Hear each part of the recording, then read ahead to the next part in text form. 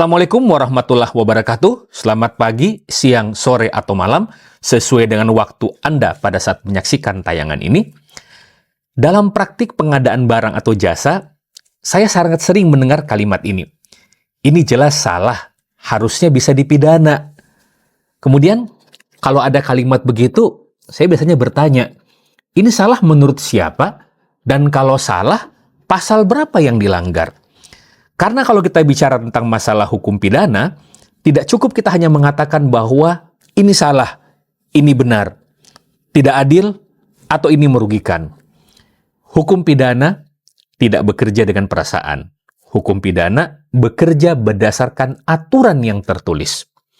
Hal ini tertuang dalam ketentuan pasal 1 ayat 1 Kitab Undang-Undang Hukum Pidana. Dan mari kita lihat bahwa Pasal 1 ayat 1, tidak ada satu perbuatan pun yang dapat dikenai sanksi pidana dan atau tindakan, kecuali atas kekuatan peraturan pidana dalam peraturan perundang-undangan yang telah ada sebelum perbuatan dilakukan. Ingat ya, penegasannya seperti itu. Inilah asas fundamental dalam hukum pidana yang dikenal dengan istilah nulla poena sine lege.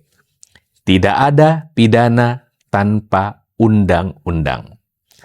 Maknanya sederhana, tapi dampaknya itu sangat besar, bahwa seseorang itu hanya boleh dipidana jika perbuatannya sudah diatur sebagai tindak pidana sebelum perbuatan itu dilakukan.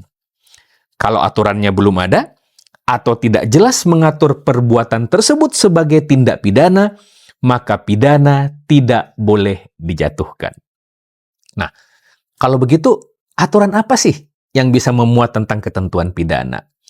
Perlu juga kita pahami bahwa tidak semua peraturan boleh memuat sanksi pidana. Dalam sistem hukum kita, hanya 2 peraturan perundang-undangan yang boleh memuat sanksi pidana.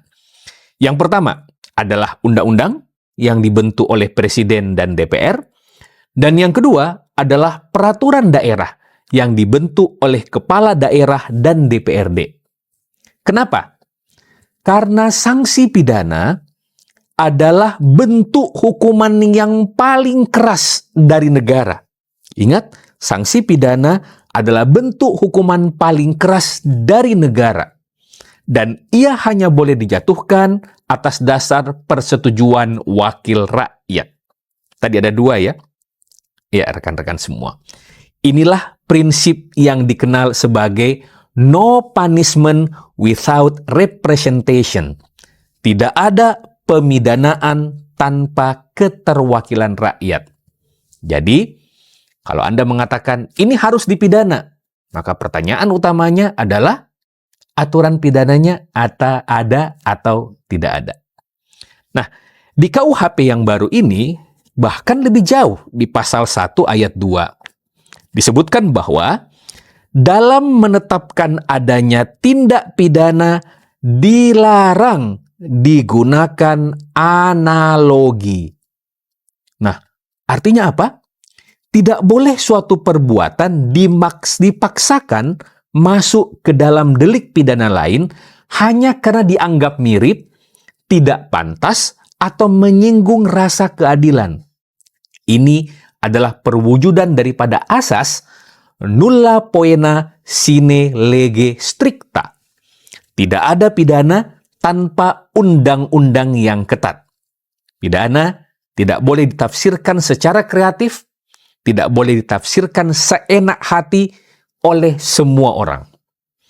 Dalam pengadaan barang atau jasa pemerintah, ini sangat penting. Kenapa? Karena kalau kita bicara masalah pengadaan barang atau jasa pemerintah, kebanyakan permasalahan di dalam dunia pengadaan adalah masalah administrasi. Kesalahan prosedur, salah dalam tahapan, tidak cermat dalam menyusun dokumen. Kesalahan-kesalahan ini memang ada konsekuensinya, tapi tidak otomatis pidana. Ingat, ada satu prinsip penting dalam hukum pidana, bahwa hukum pidana itu adalah ultimum remedium.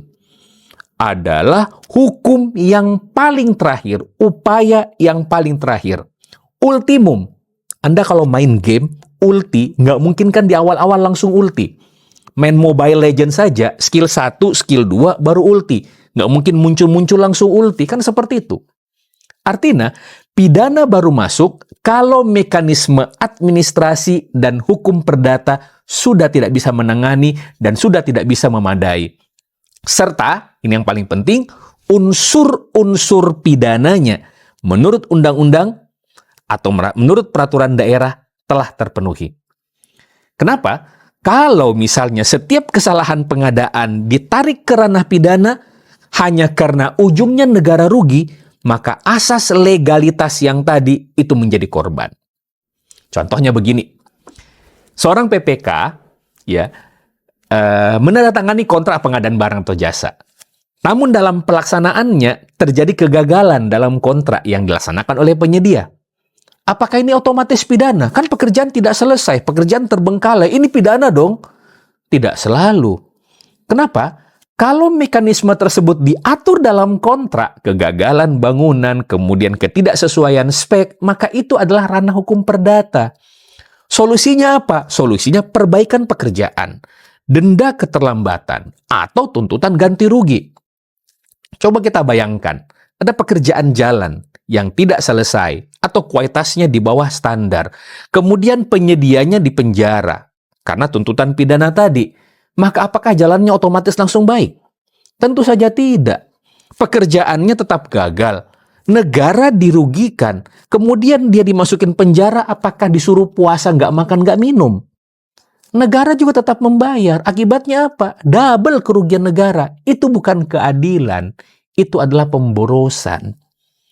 Sehingga kalau kita bicara hukum pidana, pertanyaannya bukan lagi ini salah atau tidak. Pertanyaannya ada 3.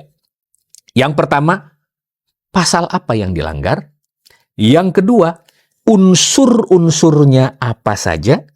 Dan yang ketiga, apa buktinya? Inilah pesan utama dari pasal 1 Kitab Undang-Undang Hukum Pidana. Hukum pidana tidak boleh dijalankan dengan rasa-rasa. Rasanya salah, rasanya tidak benar. Hukum pidana harus dijalankan dengan kepastian. Dan kalau bicara masalah pengadaan barang atau jasa, apabila ada yang mengatakan ini pidana, tanyakan 3 hal tersebut. Kalau jawabannya tidak jelas, maka itu bukanlah perkara pidana.